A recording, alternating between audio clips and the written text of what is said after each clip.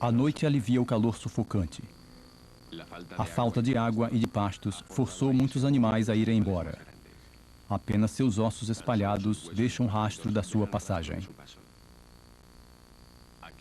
Aqui vive a hiena parda. Este é o seu refúgio. Aqui não há nenhum competidor que possa expulsá-la. Está adaptada a este ambiente. Pode comer até os ossos daqueles que o deserto matou.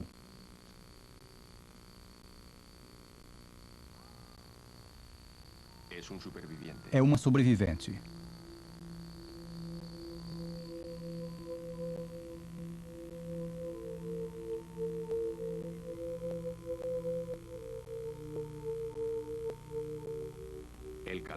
O intenso calor e a aridez extrema ditaram o ritmo da evolução das plantas e dos animais deste deserto tão severo. O maior manto contínuo de areia da Terra. Vida selvagem. Sobreviver no Kalahari.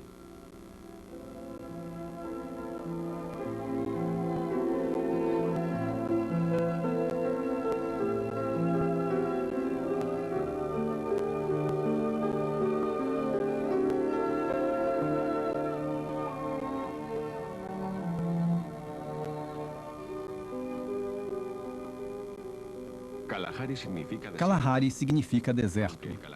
Embora o Kalahari não seja um verdadeiro deserto, mas uma árida pradaria que cresce sobre antigas areias. Estas areias dominam a África Meridional, estendendo-se ao norte, além do Equador.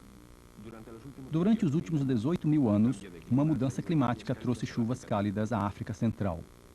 E as florestas tropicais da Bacia do Congo avançam sobre estas areias. Ao sul, à medida que as precipitações diminuem, as florestas escasseiam e dão lugar às savanas. E hoje, embora as areias continuem a descoberto na África Meridional, apenas no longínquo sudoeste tem-se chuvas imprevisíveis com condições desérticas.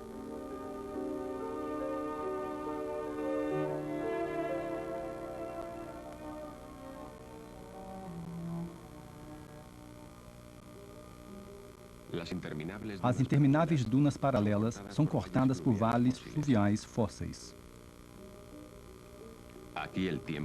Aqui o tempo se detém. As acácias isoladas marcam os antigos cursos fluviais. Suas profundas raízes sangram um rio oculto que corre a dezenas de metros abaixo da superfície.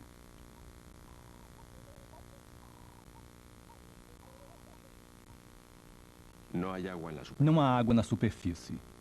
Aqui, as temperaturas sobem vertiginosamente e as areias são escaldantes, atingindo os 60 graus centígrados. A estação seca é de um rigor implacável. Aqui se adapta melhor o carniceiro que o caçador.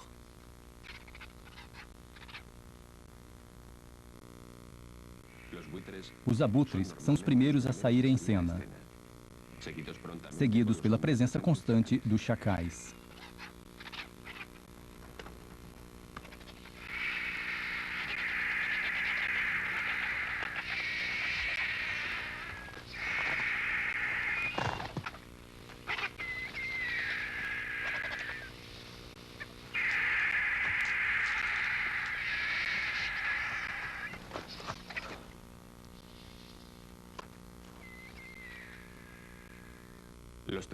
Os texugos cumprem o seu papel.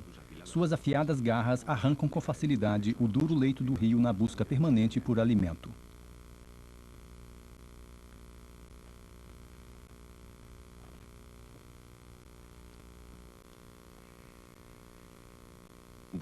Mais uma vez, o chacal os acompanha. É possível que alguma presa escape aos texugos.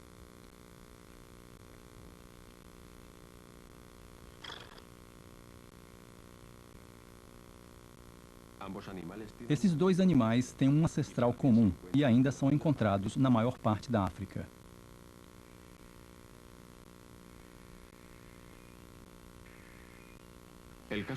O caso da hiena parda é diferente. No passado, à medida que o deserto retrocedeu, a hiena se viu forçada a retroceder com ele.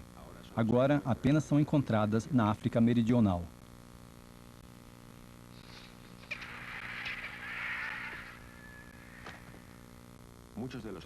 Muitos dos animais grandes do Kalahari, como o gnu, não podem viver em um único lugar. Precisam deslocar-se com as estações, na busca incessante por alimento. Acima do vale, nas dunas, os animais que pastam dependem da vegetação dura e resistente à seca, que mantém as dunas unidas e controladas. O ouriço do Cabo. Quando as terras áridas da África Meridional formavam uma unidade com as do norte, seus antecessores se deslocaram para o sul. Na maioria dos anos, cai um pouco de chuva, normalmente sob a forma de tempestades isoladas e irregulares que trazem um alívio passageiro.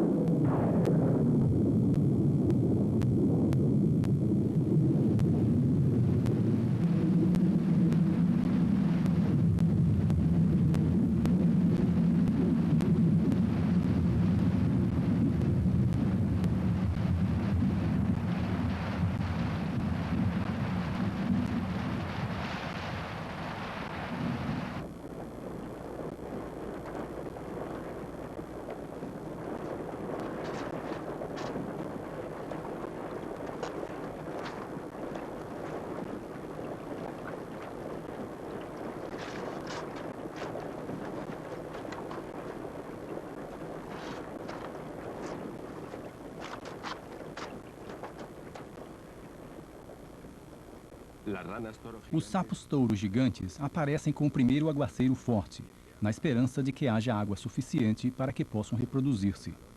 Sobreviveram ao calor e à estiagem, escondidos em uma câmara, sob o leito dos rios.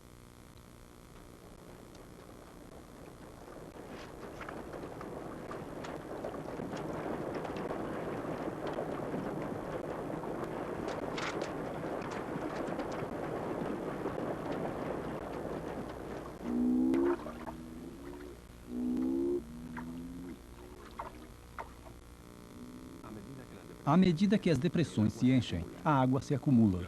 Os lagos são enganosos e provavelmente desaparecerão com a mesma rapidez com que foram formados. A água atrai a gazela.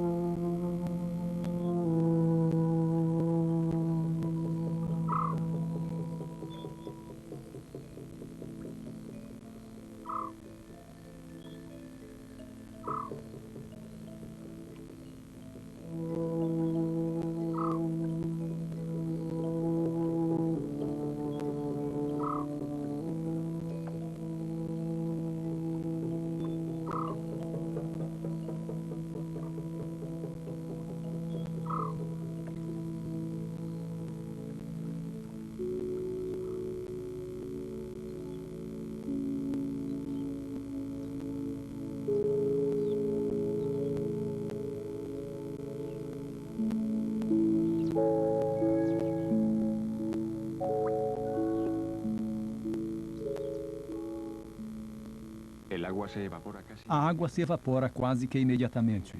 Iludidos pela breve inundação, os sapos-touro necessitam voltar a enterrar-se na lama a fim de reduzir o ritmo metabólico e renovar suas câmaras, para esperar, por até vários anos, pelas próximas chuvas.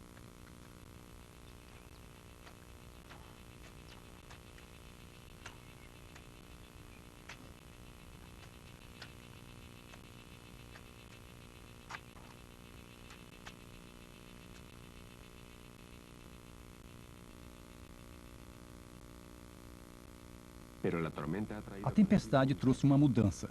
Nas dunas germinam sementes de tissama, um tipo de melão. a primeira etapa de um ciclo essencial para a sobrevivência de muitas plantas e animais. E por um momento, a vida é mais fácil. Os leões do Kalahari sobreviveram sem água durante 8 meses. A seca levou-os a procurar alimento sobre um vasto território de centenas de quilômetros quadrados.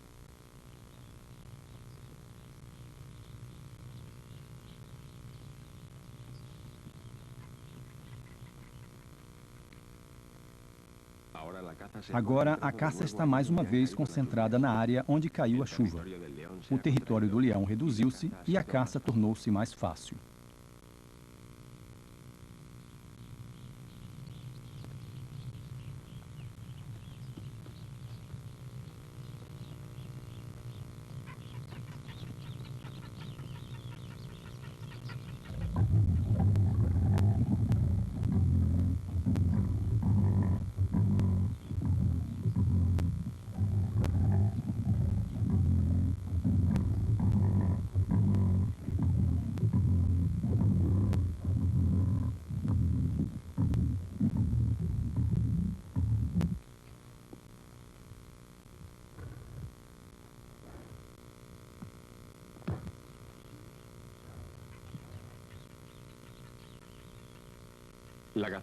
A gazela desce das dunas quando o capim novo devolve a vida aos vales fluviais fósseis.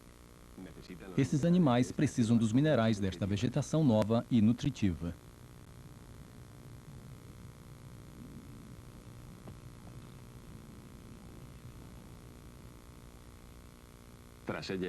Logo depois, as dunas florescem.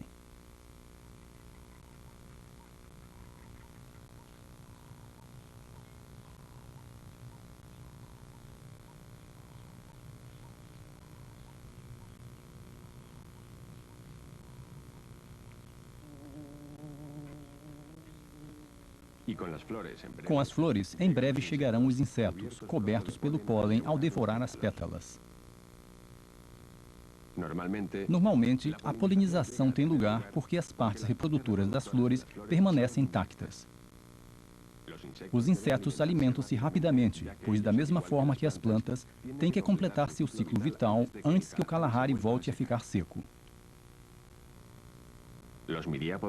Os miriápodes também são atraídos pela nova fonte de alimento, mas ao contrário dos besouros, destroçam totalmente as flores.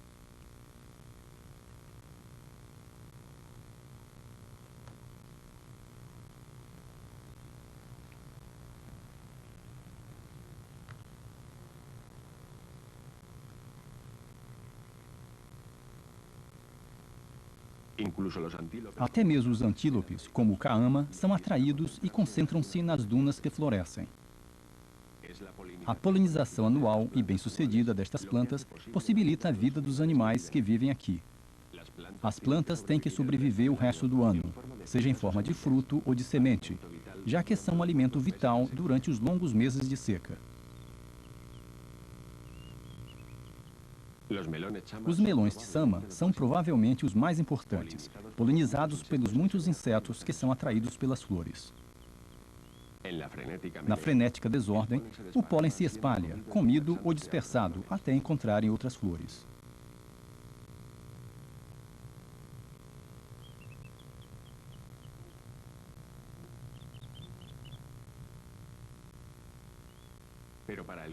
Para o Kalahari, este fornecimento de alimento é um luxo, explorado ao máximo, ainda que apenas quando as condições são propícias.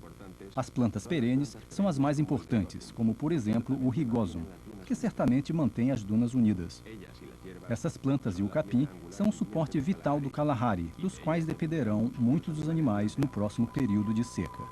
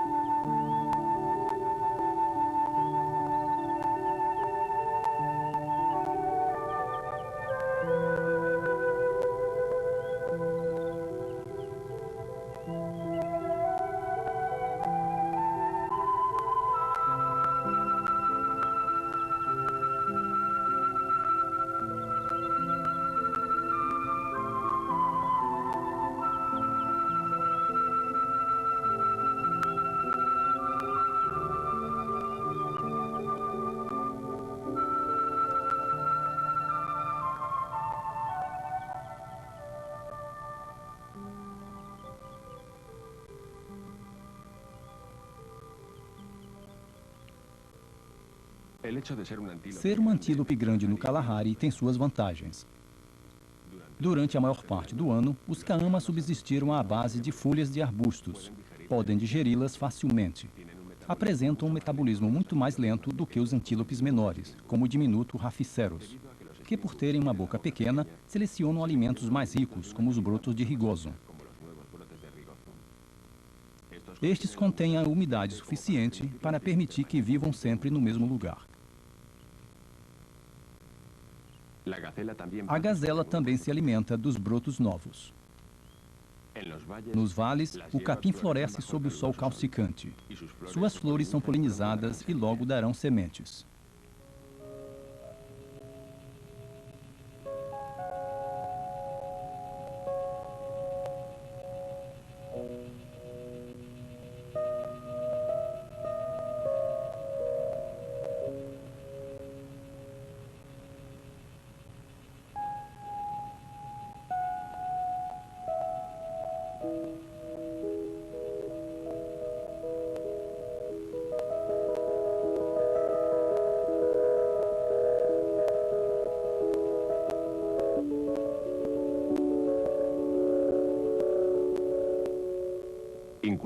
Até mesmo quando fica seco, o capim perene é um bom alimento para os antílopes e seus filhotes, que o comerão até alcançarem o solo.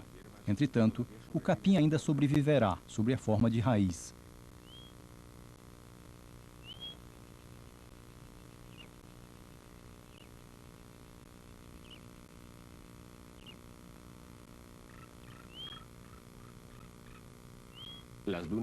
As dunas mantêm pequenos grupos de borboletas, migrantes e persistentes.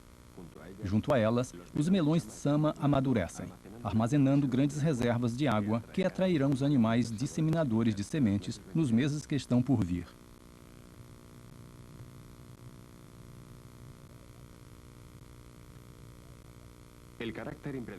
O caráter imprevisível do Kalahari e seu fornecimento pouco confiável de caça nômade restringiu até mesmo o mais próspero e adaptável grande predador da África, a hiena pintada. É ainda na toca onde as jovens hienas desenvolvem suas habilidades sociais.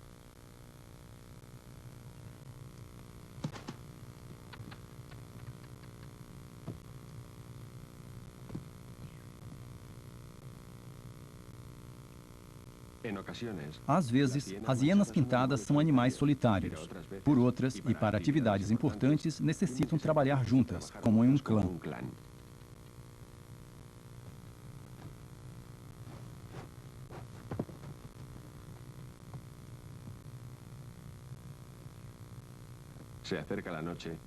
A noite se aproxima e os adultos visitam a toca comunitária. Quando passar a escuridão, se reunirão com outros adultos para caçar.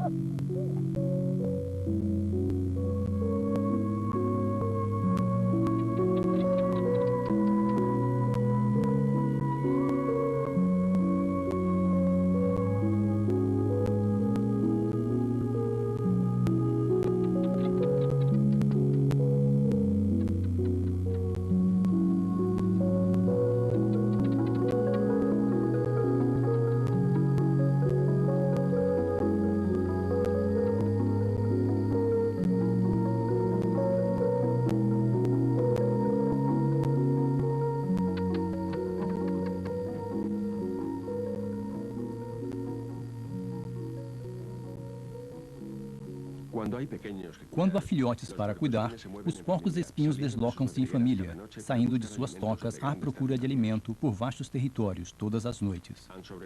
Sobreviveram à seca alimentando-se de raízes e de carniça. Agora, os frutos nutritivos, grandes como este melão de Sama, devolvem-lhes as reservas de energia que os mantêm durante a próxima longa estação seca.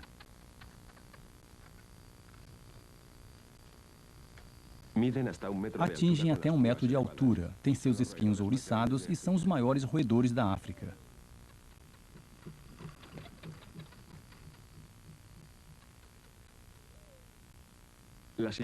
As hienas pardas também alimentam-se de melões, dispersando suas sementes, que passam intactas pelo seu sistema digestivo e são depositadas longe dos consumidores de sementes.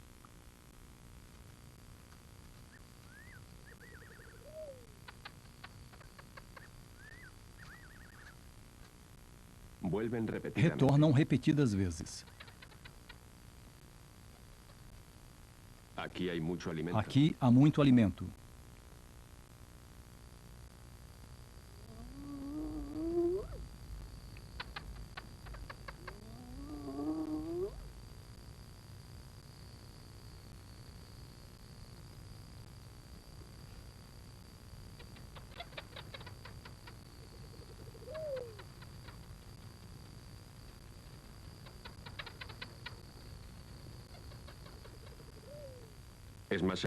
É mais seguro comer em outra parte, mas é também frustrante abandonar uma boa comida.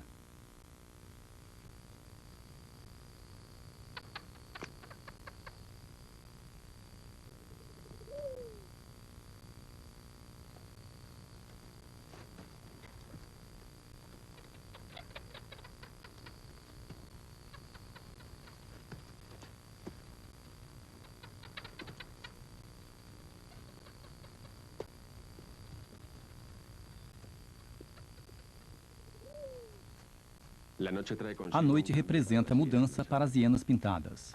Existe tensão e excitação no ambiente à medida que o clã se reúne para reforçar os limites de seu território, deixando rastros de seu cheiro nos talos da vegetação.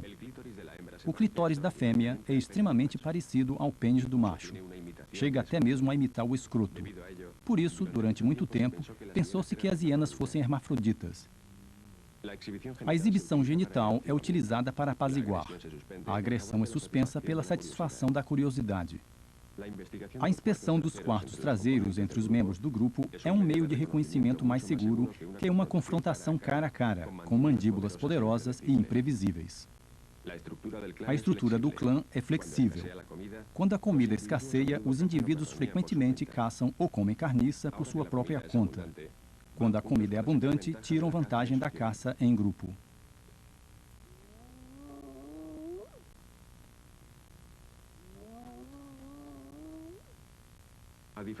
Ao contrário das pintadas, as hienas pardas são quase sempre caçadoras e carniceiras solitárias. De vez em quando, se apropriam das vítimas de outros animais, até mesmo das do leopardo.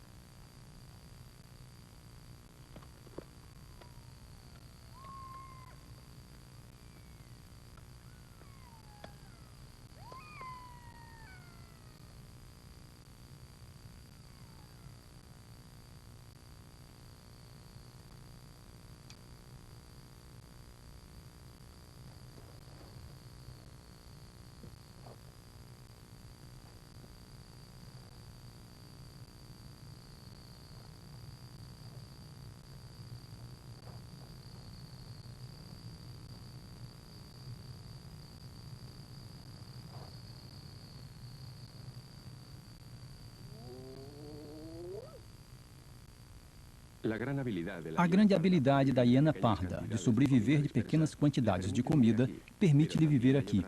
Além disso, em outras áreas, as hienas pintadas são dominantes e, normalmente, expulsam as hienas pardas de seu território.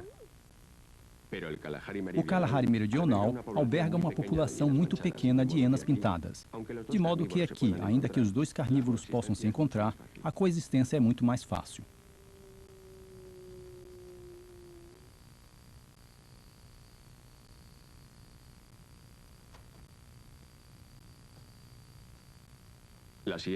As hienas pintadas também interessam-se pelo leopardo. É um competidor pelo escasso alimento e não poderão tolerar a sua presença.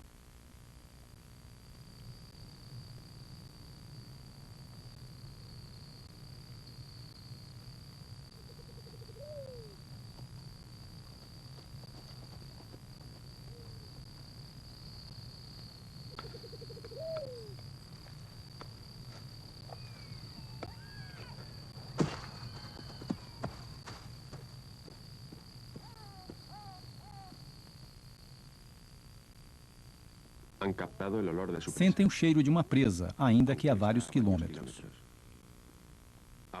Agora a caçada é séria.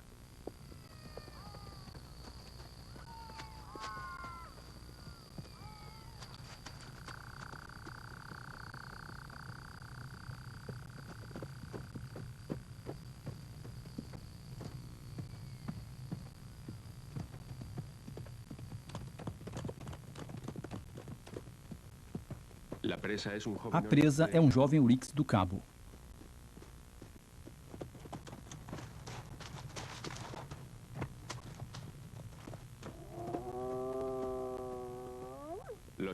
Os chacais aproximam-se rapidamente, preparados para tirar proveito de qualquer oportunidade.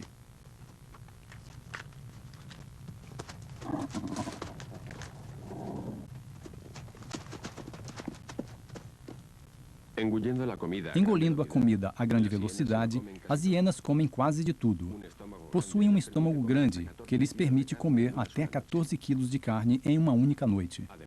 Além de matar animais grandes e sadios, matam também os fracos, os doentes, os feridos e comem praticamente qualquer tipo de carniça.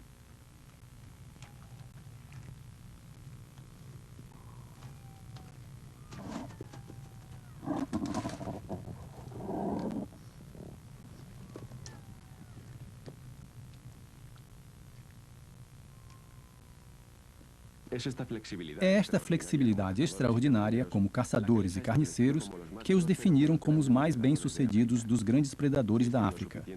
São suficientemente bem dotados para sobreviverem até mesmo no Kalahari.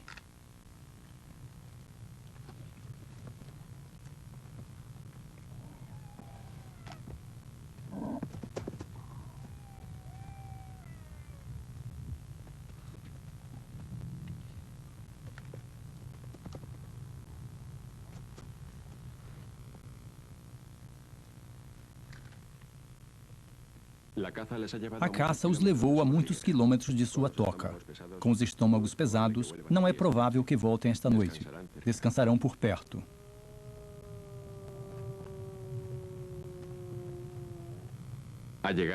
O inverno chegou, silencioso e gelado.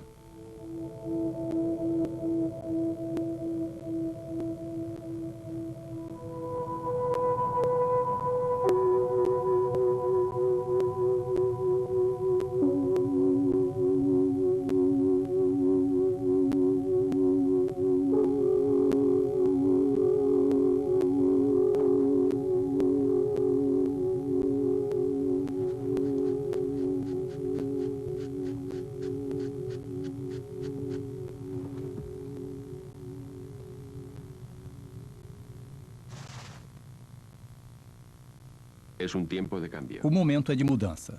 Devido às baixas temperaturas, muitos dos animais noturnos do deserto, como o texugo, buscam agora o alimento durante o dia.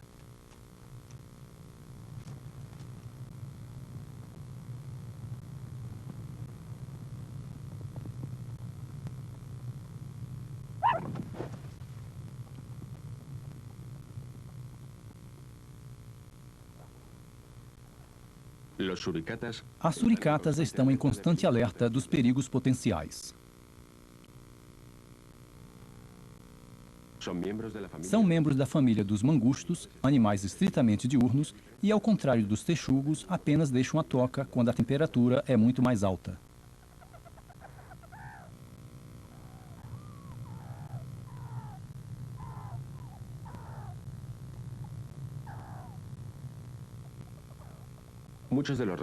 Muitos dos habitantes do Kalahari vivem em tocas, incluindo o mussaranho-elefante, de aspecto bastante raro, tem um nariz em forma de tromba e em permanente movimento.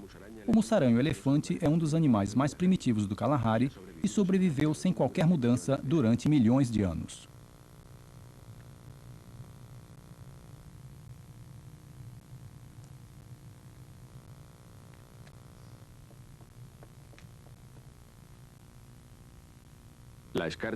A geada danificou a maior parte do capim.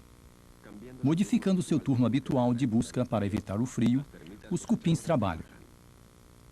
Suas cabeças são negras por um pigmento especial que os protege dos efeitos nocivos do sol de inverno.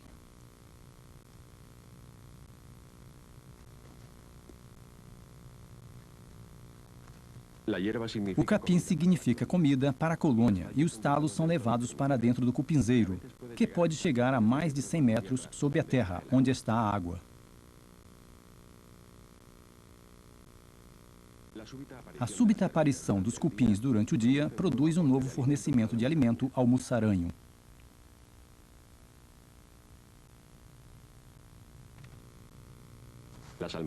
Armazena os cupins nas bolsas que tem nas bochechas para alimentar seus filhotes na toca.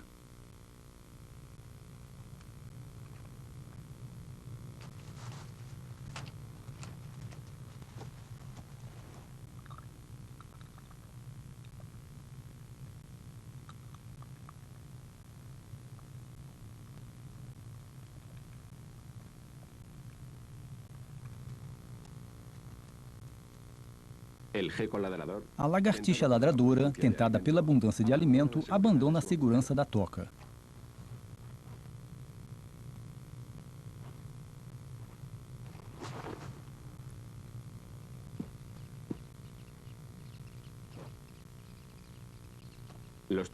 Os tecelões também tiram proveito do capim morto.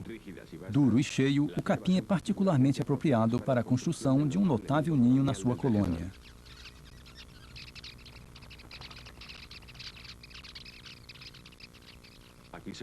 Aqui podem haver até 50 ninhos, tecidos sob um enorme teto, onde coexistem até 300 pássaros, que ampliam e mantêm seus ninhos.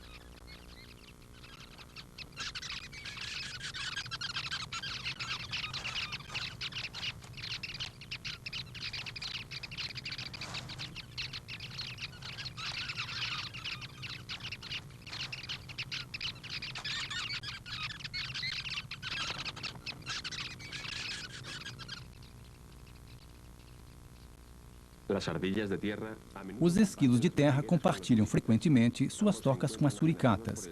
Ambos encontram-se ameaçados pelo ataque das aves de rapina e de outros predadores e beneficiam-se da constante vigilância de cada um.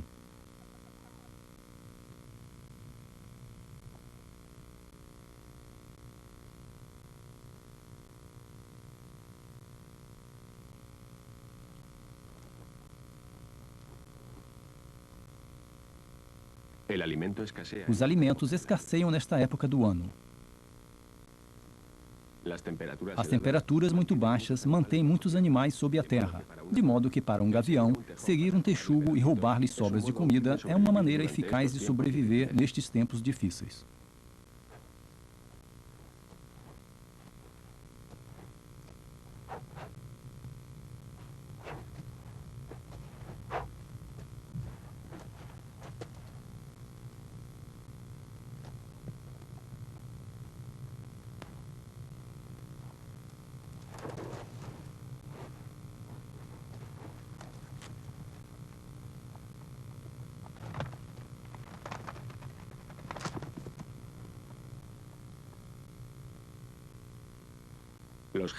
As lagartixas ladradoras constituem grande parte da dieta do texugo nesta época do ano.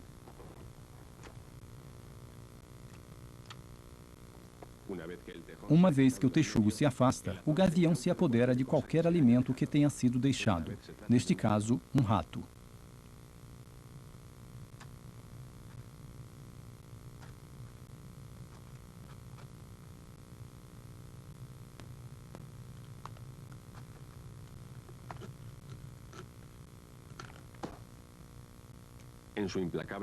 O texugo não se desanima por alguns contratempos em sua implacável busca por alimento.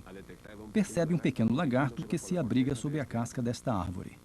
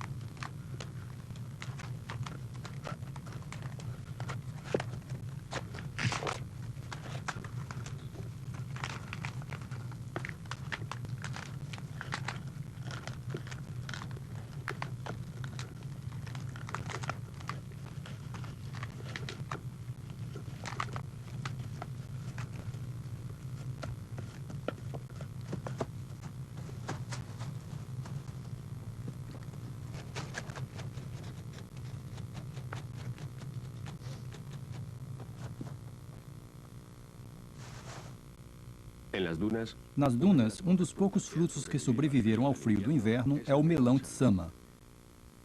Já abertos pelos porcos-espinhos e pelas hienas pardas, proporcionam alimento aos esquilos de terra. São atraídos pelas nutritivas sementes e pela umidade. Cerca de 90% do peso deste melão é constituído de água.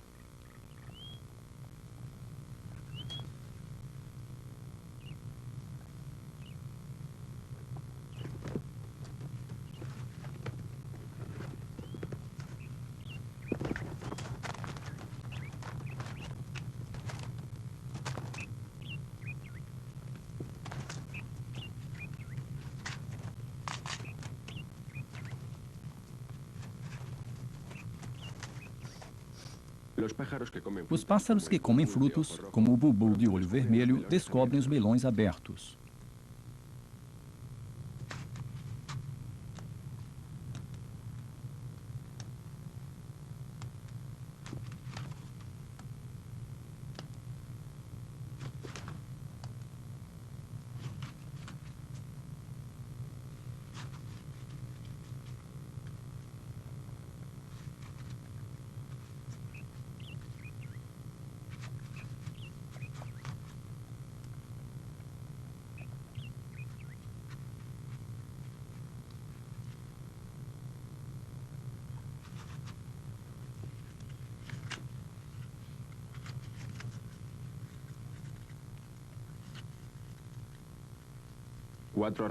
Quatro ratos listrados alimentam-se das sementes do melão.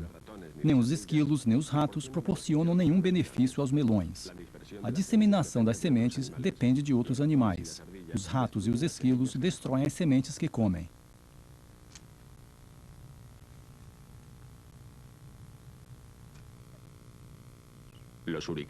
As suricatas observam, estando sempre alerta ao perigo.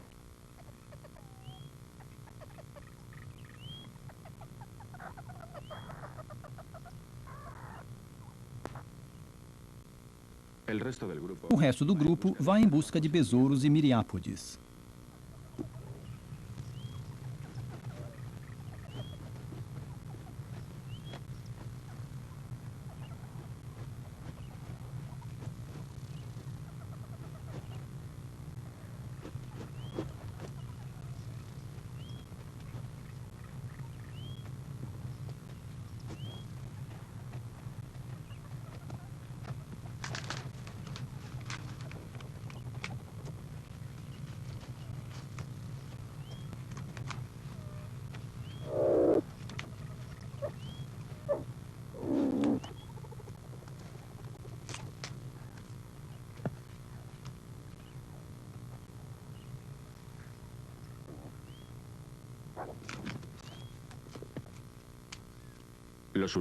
As suricatas são capazes de ver e distinguir perigosas aves de rapina a grande distância.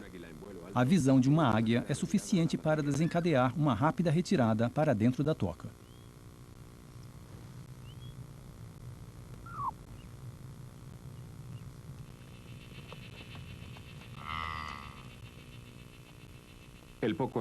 O pouco alívio trazido a tempo pelas tempestades desapareceu. À medida que se prolonga a estação seca, os gnus e os ouriques do cabo dispersam-se na imensidão das dunas em busca de alimento.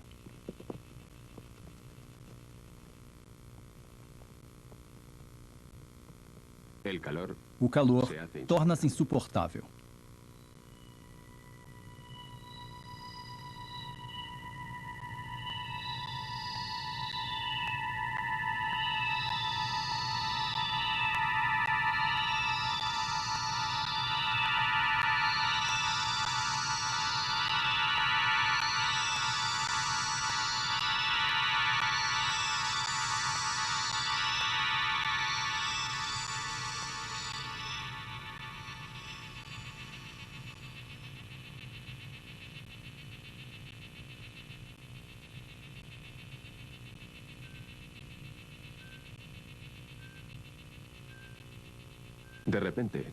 De repente, no vale fluvial fóssil, as acácias florescem.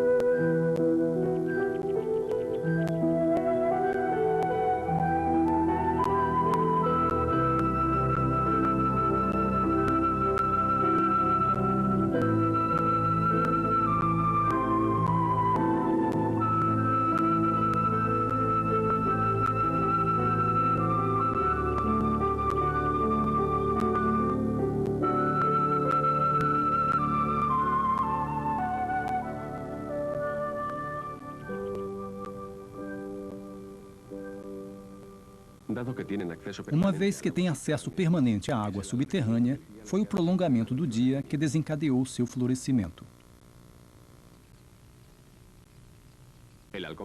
O falcão pigmeu é a menor ave de rapina da África.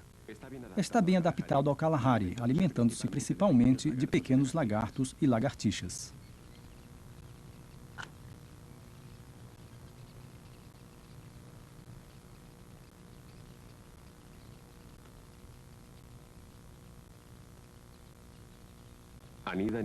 Nidifica em uma câmara abandonada da colônia dos tecelões.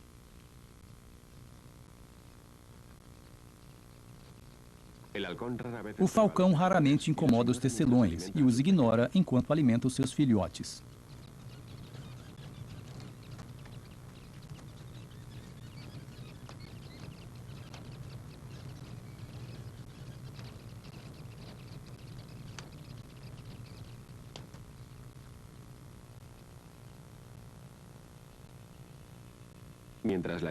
Enquanto a estação seca continuar, a fome e as doenças serão as maiores ameaças para os animais do Kalahari.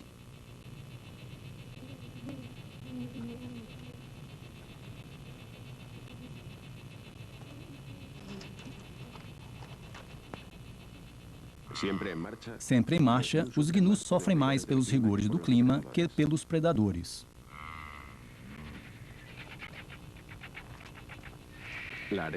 A areia volta a estar insuportavelmente quente.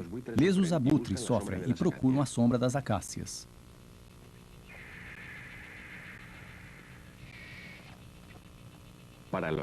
Para os leões, a vida agora é quase impossível, e a fome torna-se uma ameaça constante.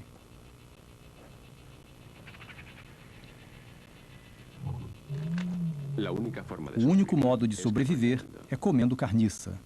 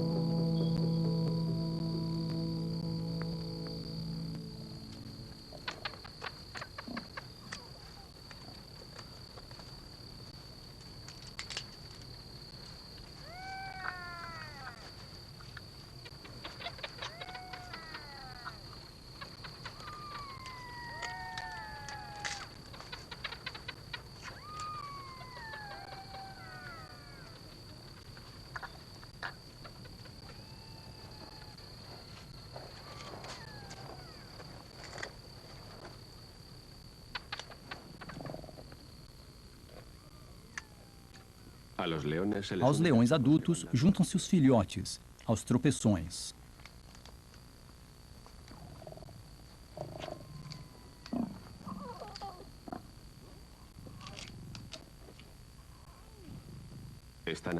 Estão famintos.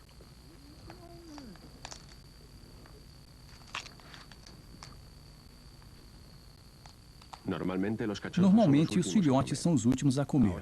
Agora, de maneira pouco comum, são tolerados. No entanto, é possível que já seja tarde demais para eles. Muitas das vítimas do Kalahari são os filhotes dos leões. Há anos em que todos morrem.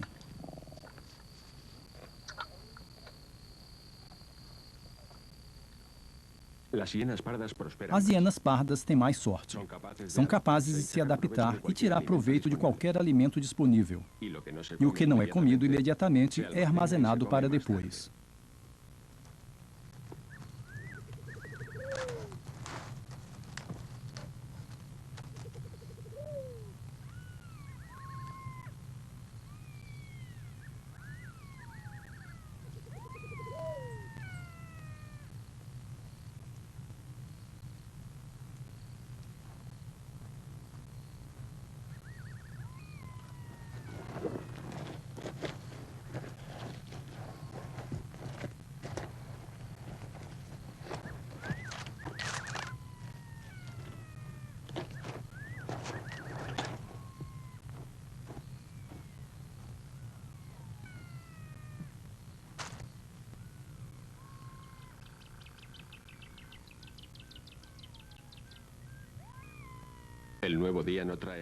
O novo dia não traz nenhum alívio.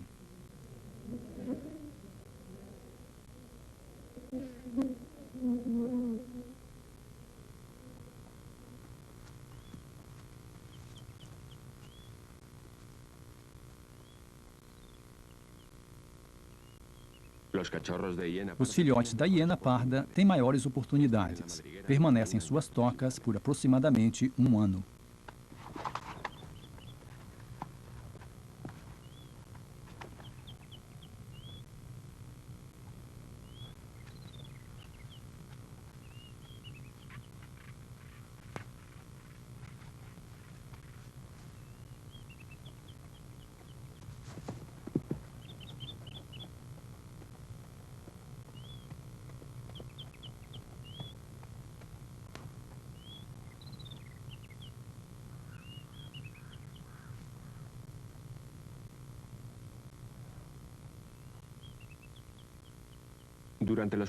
Mamam nos primeiros meses. Mais tarde, ao serem desmamados, seus pais trazem alimento sólido para a toca.